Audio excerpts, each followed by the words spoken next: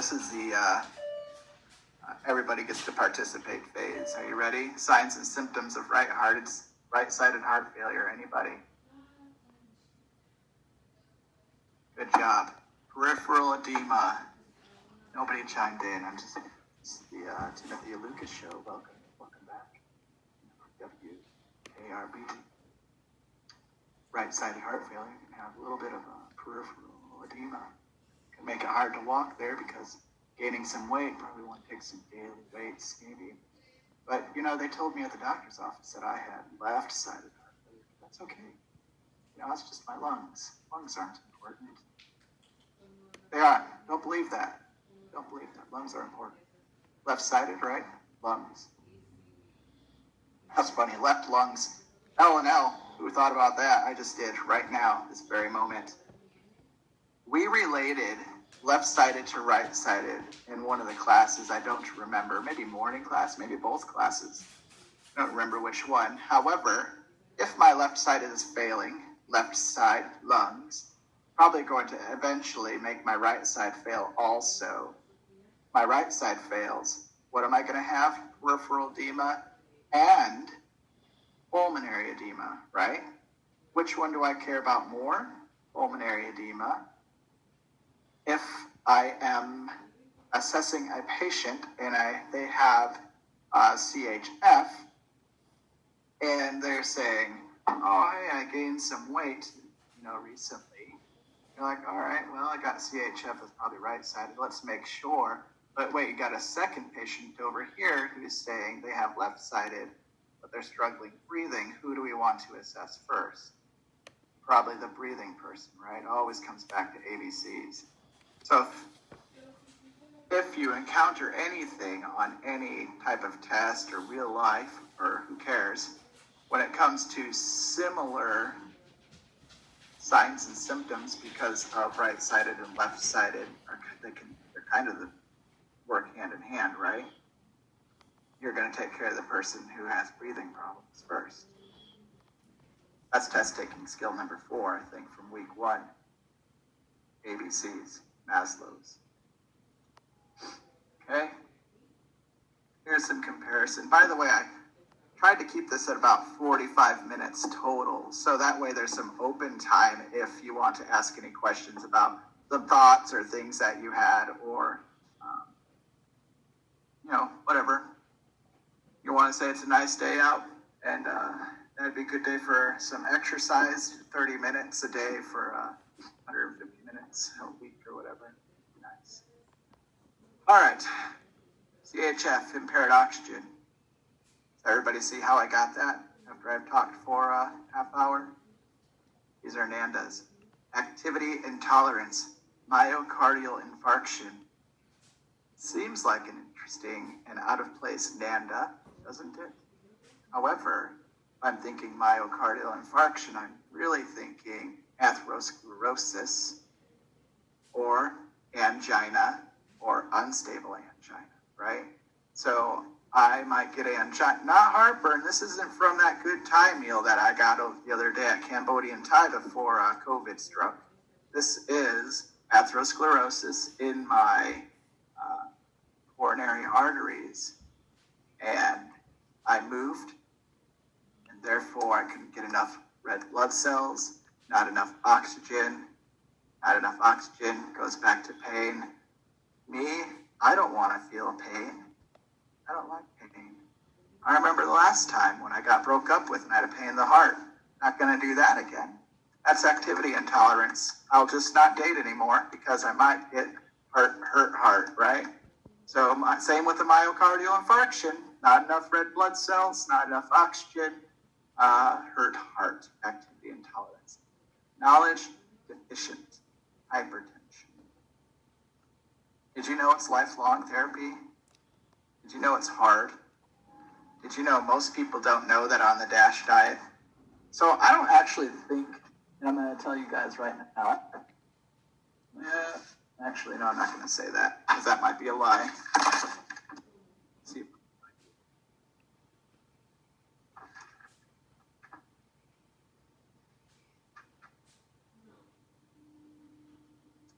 Oh, yeah, you know why I keep saying DASH diet a bunch because you probably need to know what kind of servings are on the DASH diet, right?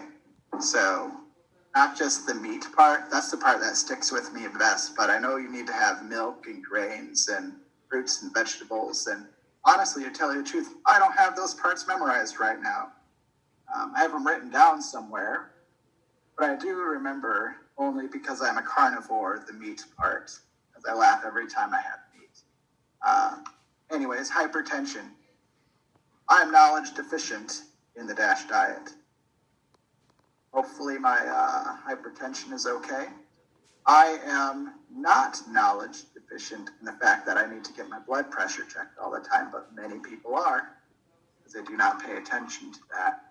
I might be knowledge deficient based on the fact that I shouldn't be smoking, or I shouldn't be having a bad diet, or I should be exercising so much. You see where I'm going with this? We need to teach people that it's a lifelong therapy.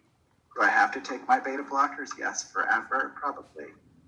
Unless you watch Fork Over Knives and they cure everything with diet, not the vegan diet. So don't become vegans because you don't get your meat. But become a vegan if you don't want to have any health problems. Thanks, Fork Over Knives. All right, atherosclerosis. Isn't it funny that I put poor peripheral perfusion? I want to clarify that atherosclerosis is systemic. We think a lot about it with our brain and our heart, right? But this is a systemic problem. If I have atherosclerosis and my pain is in my leg and I don't have pain in my heart, cool. We'll care about the pain in your leg. You probably have heart problems, by the way, if you have atherosclerosis. But right now, your biggest problem is the pain in your leg, right? Biggest problem. So, poor peripheral perfusion with atherosclerosis. I was laughing. I was thinking, well, is your brain, now is that peripheral? We always talk peripherals like legs and arms, but, this feels peripheral up here. But if I have peripheral perfusion in the medical field, we're always talking legs and arms, so that was just a silly fantasy there.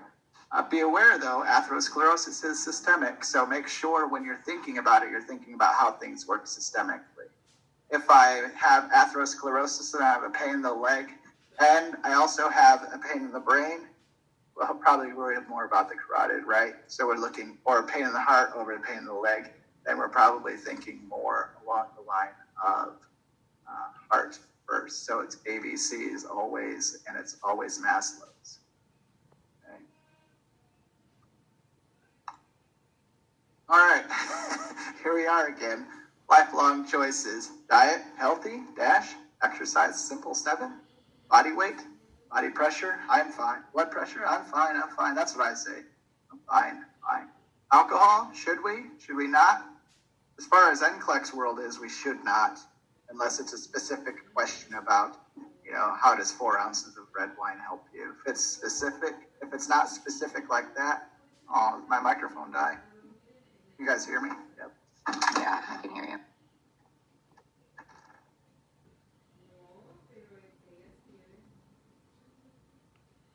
Sorry about that.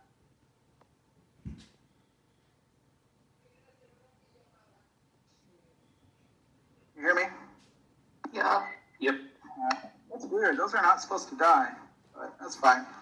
So we're thinking lifelong choices, unless it's specific about alcohol and like a Mediterranean diet or something like that, which, by the way, is not anything that's going to be on an exam. We're thinking alcohol is bad, right? Most of the time we're talking about excessive alcohol. Smoking, you know what? I don't care what they say about smoking and cancer. Right now, smoking's bad in NCLEX world, right? Glucose always relates back to diabetes. Glucose is an inflammatory agent. We want to run in the right limits, right? Around 100 or whatever that number is, right? So if you're diabetic, then you're thinking, I probably should make some lifelong choices and keep my blood glucose down. This is hilarious because body weight reflects on exercise, diet, smoking, glucose, and alcohol choices, which also relates to your blood pressure. So if you're thinking about how we function as humans, take care of our body will take care of us. Okay, meds in medical surgical, what? Here are some examples of meds that you want to know for this test. And it's really, these are real simple examples, right? They're nothing like out of the ordinary that you probably haven't heard of before. But you want to think about, how do diuretics work, right? We talked about diuretics and peripheral edema almost all the time, don't we? And then we're like, oh, it's going to raise their urine output, and then they're probably going to have to go to the bathroom, which is urine output. So let's not give them this pill at nighttime, because that would be mean. Vasodilators like nitro, we talked about that one. We said, I made that joke, I think, about, oh, got to take your daily nitro, which is wrong. But we're also thinking vasodilations with nitro, right? So we're thinking vasodilators, we're thinking preload. We're thinking ACE inhibitors, maybe we're thinking afterload, right? If we're thinking calcium channel blockers, we're thinking afterload. And ARBs and beta blockers, we just need to know what they do. Now, don't get so in depth with these that you're worried about their signs and symptoms if something goes wrong. This is medical surgical. I'm worried about how are they working on your body, right? And I don't know if in pharm you've talked about it, but, diuretics, they work in a certain way depending on which diuretic you're using, but the goal is always the same thing. The goal is to remove water or fluid, right? So it doesn't matter to me if you're talking Lasix or spironolactone. Who cares?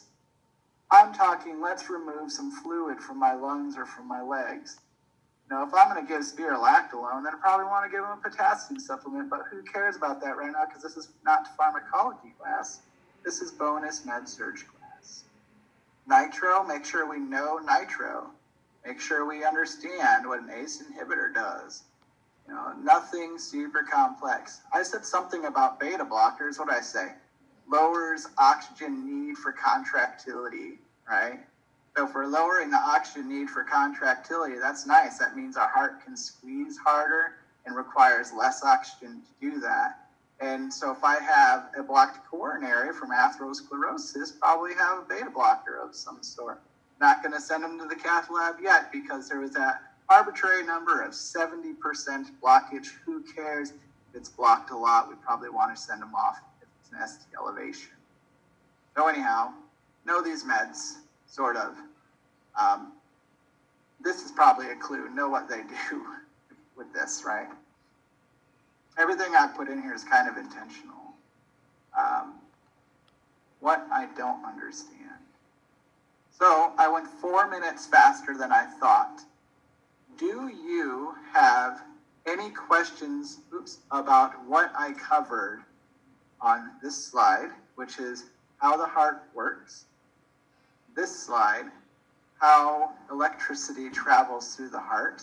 I talked about the SA and the AV node. This slide, what normal looks like. We talked about QRS widening and amplitude. This, when I said these numbers are important, you probably want to know these. Talked about AFib and how it looks. AFib, right? Give them some anticoagulants. Anticoagulants, if you're giving anticoagulants, you probably want to know what their reversal agents are, right? Coumadin, K, vitamin K, heparin, the other one, rhodamine sulfate. Wide QRS potentially lead to this ventricular rhythm.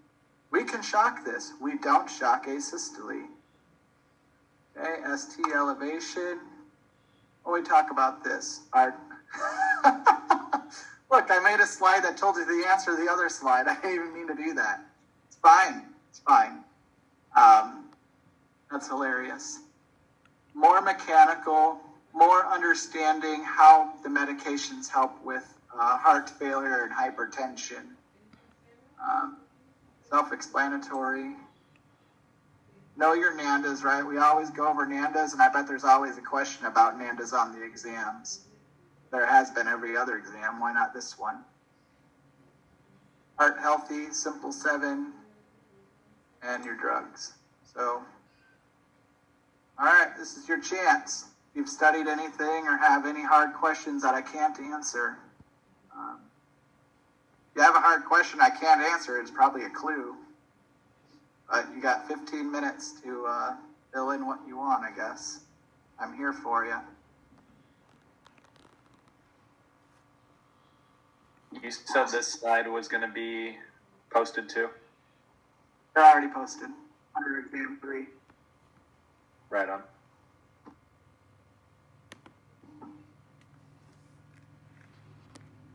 This one's a clue because it tells you everything you need to study for.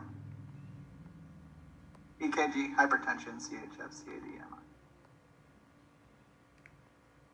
All of the notes that we took, if you took some from pre-COVID and then the last 2 classes, they're going to lead you right back to this. So if you follow those notes you took, then you should be in pretty good shape. You just have to be able to think things through.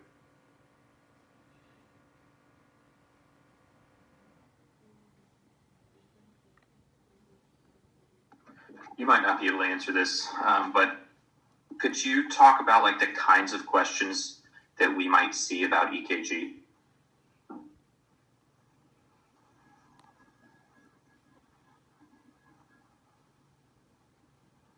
I would know what regular rhythm looks like. Okay. T, QRST.